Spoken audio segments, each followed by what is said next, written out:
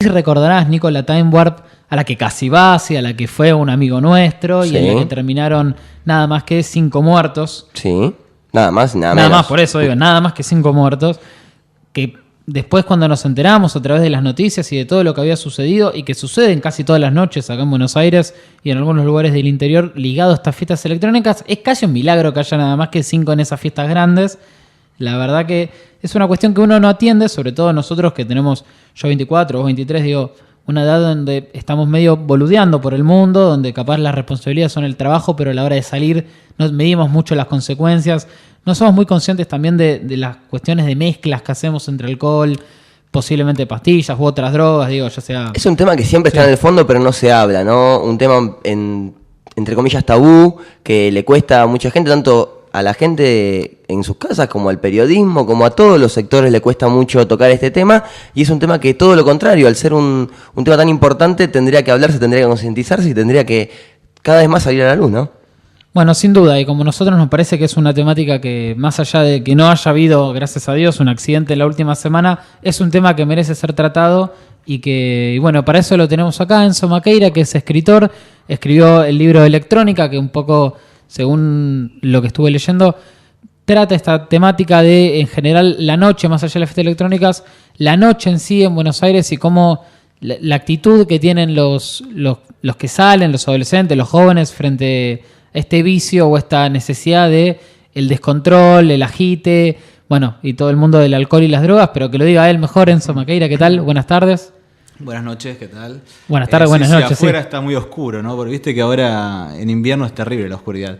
Sí, el libro es una novela que cuenta la historia de una profesora universitaria de 30 y pico que tiene una historia con un alumno de 19, curten un par de veces, el alumno después pasa otra cosa y ella se queda, viste, enganchada, no de ese enamoramiento, sino de lo que significa para ella darse cuenta de que ya no es tan pendeja como cree y que su mejor época ya pasó, y en su caso su mejor época y lo que añora son las primeras fiestas electrónicas en Buenos Aires, a principios de los 2000, las primeras Creamfields y toda esa fiesta y ese descontrol que es el mismo que sucede todavía hoy a chicos de la edad de ustedes, a chicos más chicos también.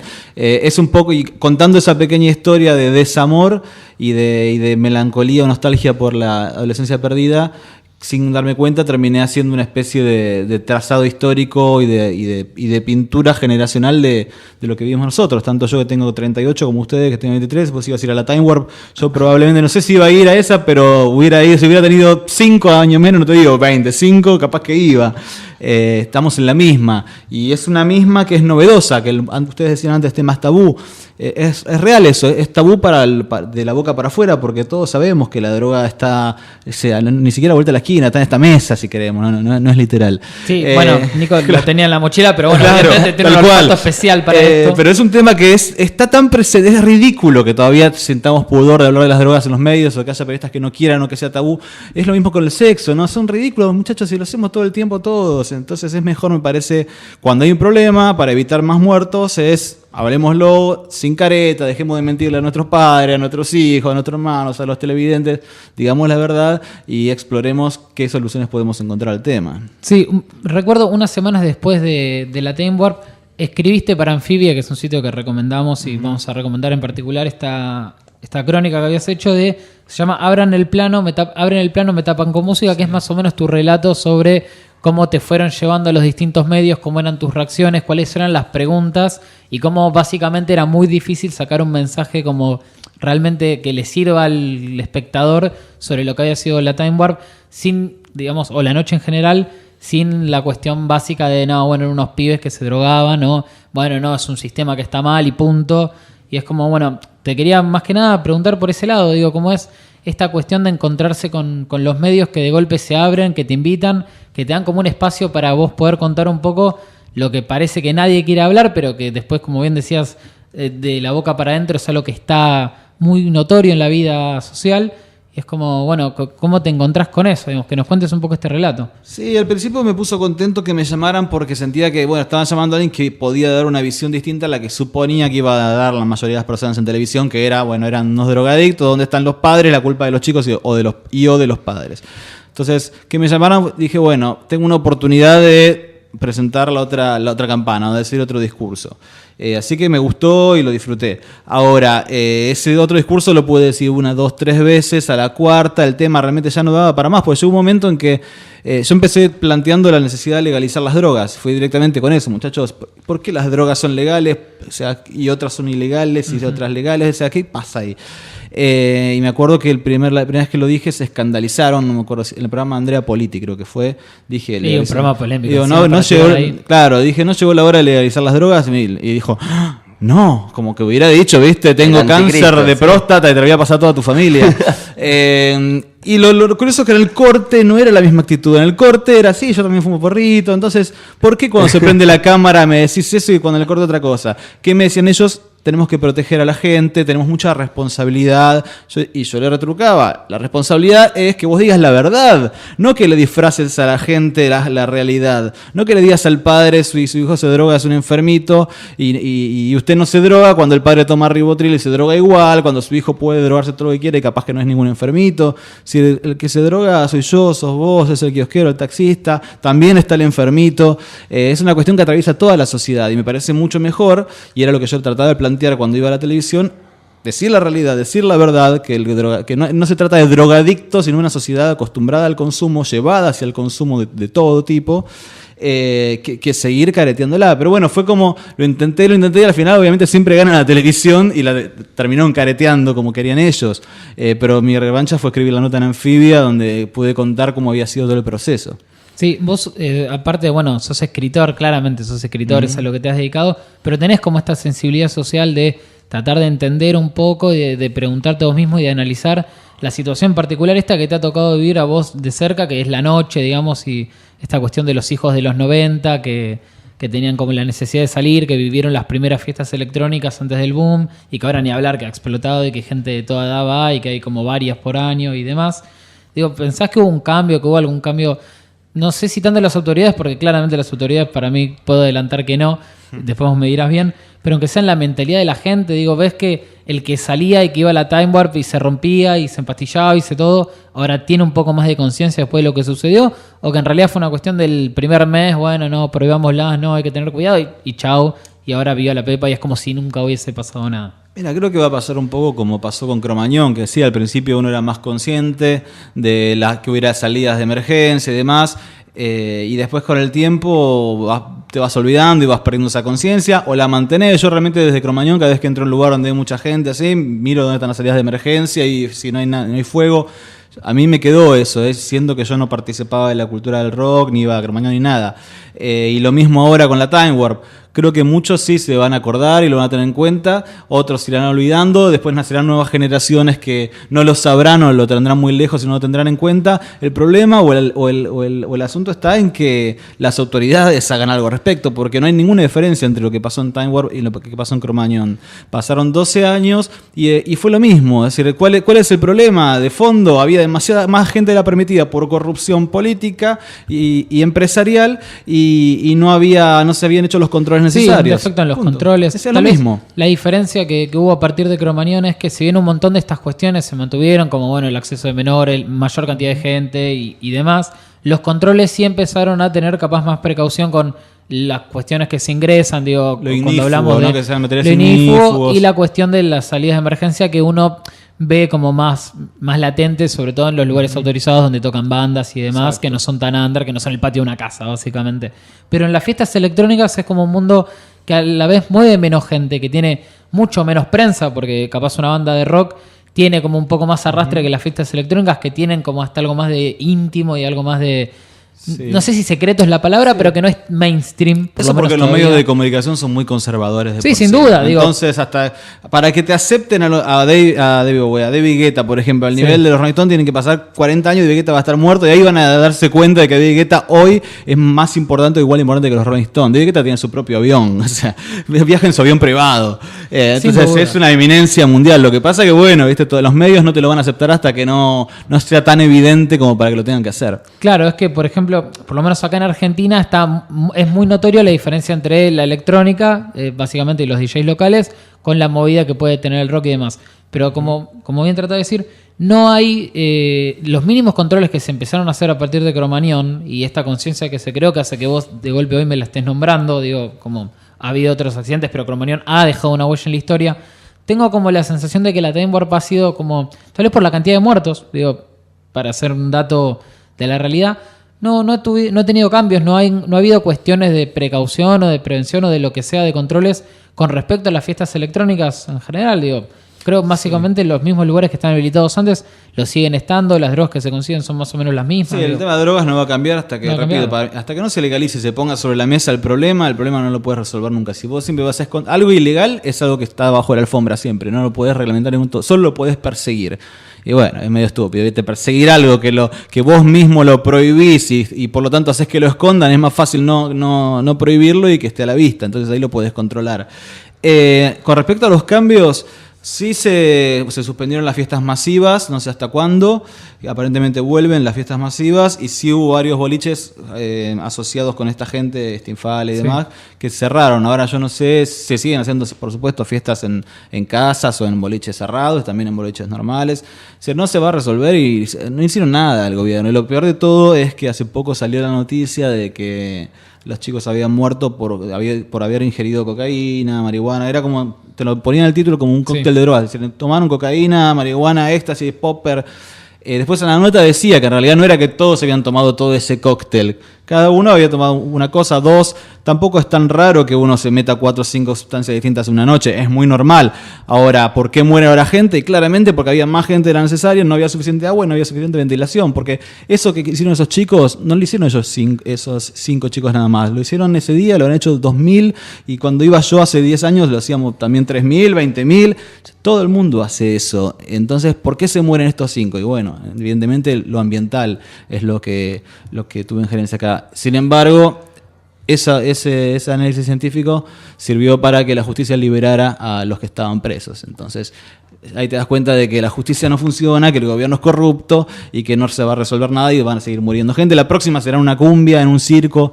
No se trata de qué, sino de por qué. Tenemos drogas legales, drogas ilegales, drogas de diseño, fármacos. Digo, en estos últimos 20, 30 años, cada vez se van construyendo más y nuevas drogas, ¿no? Ni hablar del Paco. ¿A qué se quiere escapar? ¿Qué, la sociedad, ¿qué necesita escaparse ahora? Que no, por ahí no tanto hace 100 años. Mira, hay como muchas hipótesis al respecto. Depende de quién la analice, te va a decir una cosa u otra. Muchos dicen de que uno se droga para escaparse. Si vos me preguntás, ¿está mal escaparse? Y uno mira la vida que tiene y no, o sea, lo más sano que puedes hacer es que te quieras escapar. ¿Qué es esto de levantarse a las 7 de la mañana para ir a trabajar, tener que ir de lunes a viernes todo el día, cumplir un horario, volver a las 6 de la tarde, que te prender TN, que te vuelvan la cabeza, te dejen la cabeza como un bombo, tener que el otro día te salga todo más caro? O sea, obviamente, ¿cómo no me voy a querer escapar de esto? Por otro lado, están los que dicen, no, la gente se droga porque quiere vivir emociones muy intensas y muy fuertes y cada vez más. Y bueno, ¿cómo no voy a hacer eso si lo único que sé desde que nací es que tengo que ser cada vez más y ir para adelante, vivir emociones intensas? Y cada vez que prendo la televisión me muestran lo maravillosa que es la vida o que puede ser la vida cuando yo me sigo despertando a las 7 de la mañana, me tomo el bondi, voy al supermercado, voy al chino.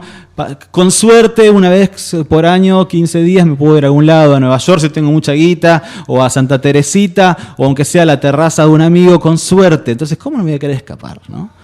Y justamente en tus personajes, ¿no? Uno 18 años, el otro aproximadamente 37 tenía la... Sí, 34, 35, 37. ¿Cómo lo viven en esta diferencia de edad, en esta diferencia generacional, este proceso de las drogas y del... Bueno, justamente es lo que une los dos mundos. Porque vos lo viviste, ¿no? Digo, claro, 18 claro. Y 35. No, es que justamente lo que te iguala a alguien de 30 y pico, yo que tengo casi 40 años, con un pibe de 20, probablemente sea que los dos no podemos entrar a una mesa a hablar de droga durante una noche entera y vamos a saber un montón y vamos a tener un montón de experiencia al respecto. Y creo que es uno de los pocos temas sobre los cuales podríamos hablar sin que a mí él me parezca demasiado chico e inexperto y sin que yo le parezca un viejo boludo. Me parece que justamente por eso es como el signo de la época, la necesidad de consumir para evadirse o para vivir más intensamente o para ser alguien o para encontrarle sentido a la vida. estamos en una espiral de consumo indetenible, en la cual las drogas son una parte más del consumo. También estamos consumiendo gente como nunca antes en la vida, ¿no? Que es Tinder o Grindr, que eso, consumir, incluso Facebook, ¿no? ¿Cuántos entramos a Facebook para ver quién me agregó? Esta chica está buena ahí, a ver, chamullo, a ver, y tengo la otra, tenés 6 chats abiertos con 6 minas, a ver cuál compras esa noche, o cuál te compra. Estamos consumiéndonos entre nosotros y las drogas son un punto más de ese consumo masivo que estamos llevando adelante. Sí, no, el tema es que son cuestiones que capaz uno trata como de separar y decir, bueno, por un lado está la cuestión personal de por qué uno toma la decisión de golpe de tomar estos cócteles que son claramente nocivos y que a la larga terminan teniendo consecuencias graves, más allá de que un día eso te toque que te mate, o que básicamente después te vaya como trabajando de a poco el cuerpo. A su vez la cuestión más institucional de, bueno, ¿cómo puede ser que nadie prevenga que estos lugares donde suceden estas cosas tengan todas las medidas que tienen que tener, que no entre más de la gente habitual, en fin, todas las cosas que charlamos, y la cuestión, como planteabas vos, del sistema, ya como una cuestión que se te impone, tanto desde el punto de vista personal como desde los medios. Entonces, de golpe, parece como una cuestión que es como demasiado avasalladora, como que uno termina como encontrando que no hay como una respuesta, o hasta casi como que no hay como una esperanza de que la cuestión mejore. Digo, vos, ¿cómo haces, digo, como un escritor, pero como una persona que vive este mundo, que lo entiende y que supongo quiere hacerlo, aunque sea un poquito mejor, con su ayuda? Y además, desde tu profesión de escritor, digo, ¿cómo haces para trabajar esta cuestión social que es tan como al mismo tiempo fuerte y dolorosa de ver, pero difícil de cambiar? Digo, no lo trato de no verlo en términos morales, que yo no creo que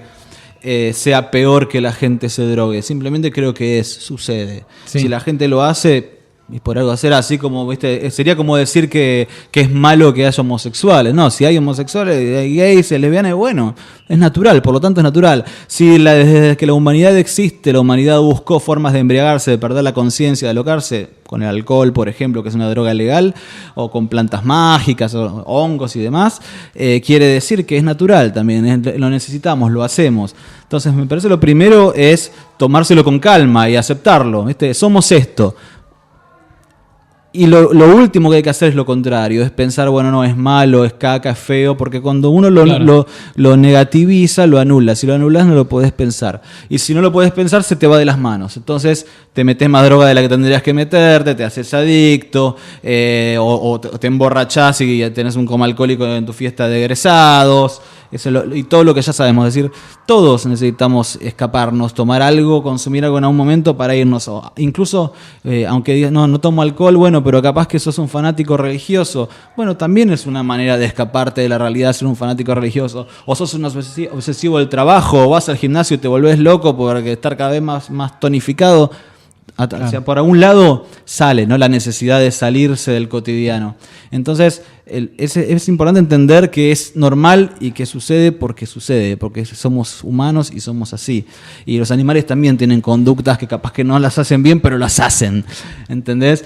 Entonces, me parece que el lugar del escritor es ese, el lugar del artista en general es ese. No plantear la realidad en términos de bueno y malo, sino plantear la realidad en términos de es lo que hay. Y con lo que hay vamos a jugar, o vamos a aburrirnos, o vamos a divertirnos, o vamos a deformarlo, pero vamos a trabajar lo que hay y lo que no queremos ver, ni entender, ni queremos nombrar, y vamos a exponerlo. Y que los demás, la sociedad, haga lo que quiera, pero nuestra tarea es exponer la situación.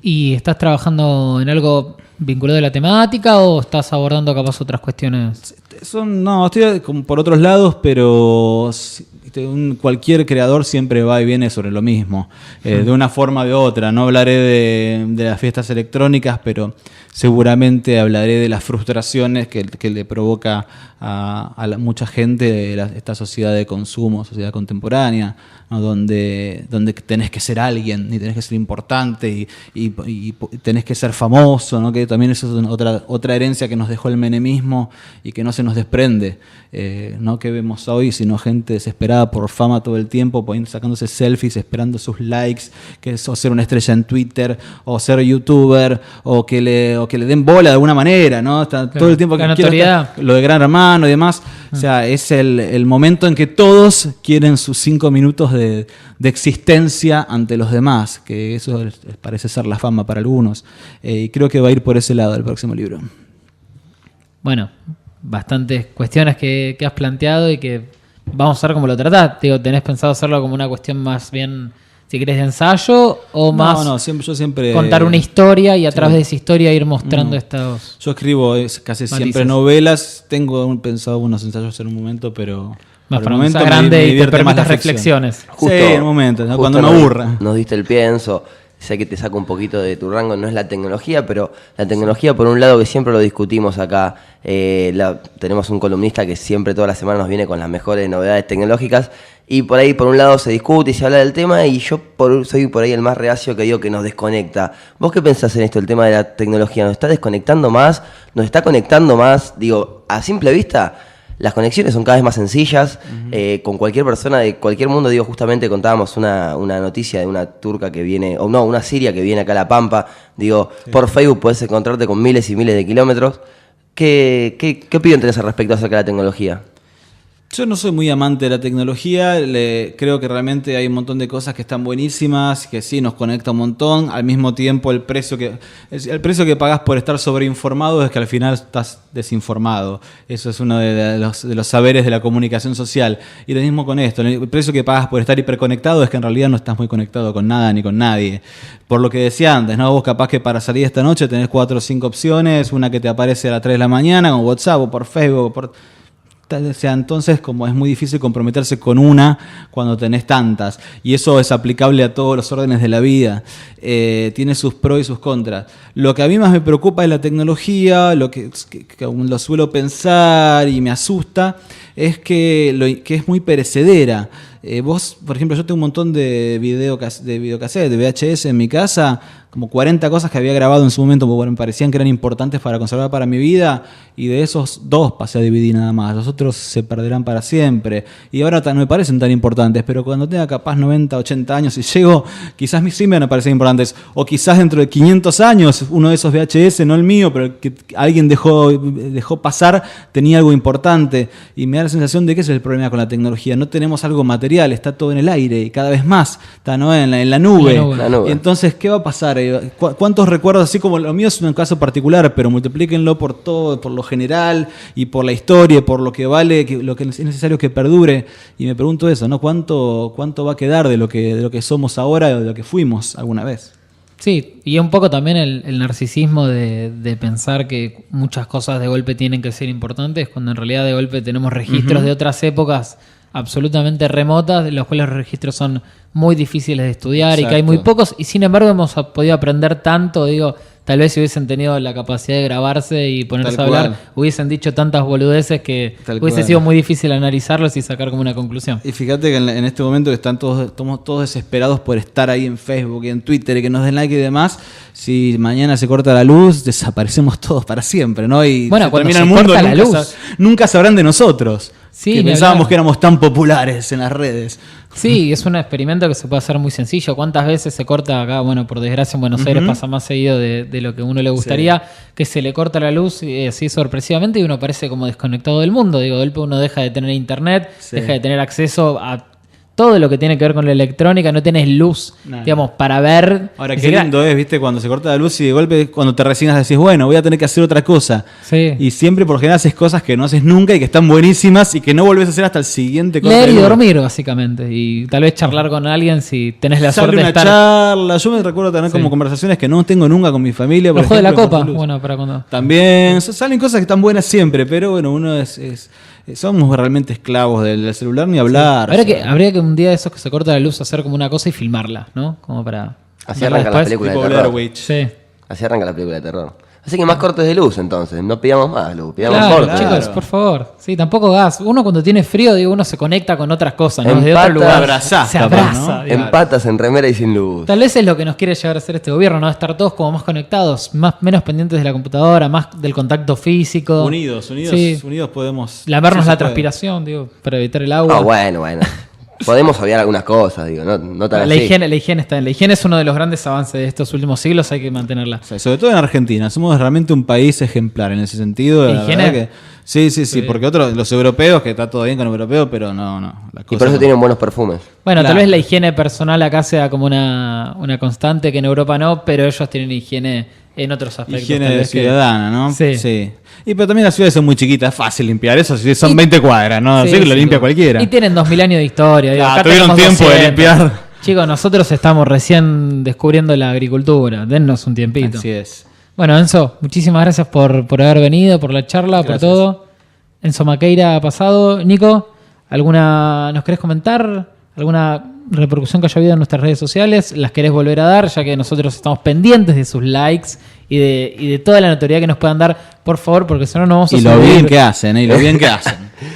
No vamos a sobrevivir. Como tenemos esto. nuestro Facebook que es Viernes de Siluetas, con S de Siluetas, y nuestra dirección de email que es viernesdesiluetasradio@gmail.com. La gente muy contenta con la entrevista que tuvimos recién con Enzo. Perfecto. Para vos, Nico, nuestro tema argento del día, vamos a escuchar un clásico de clásicos, Soda Stereo, 1.000.000 de años luz.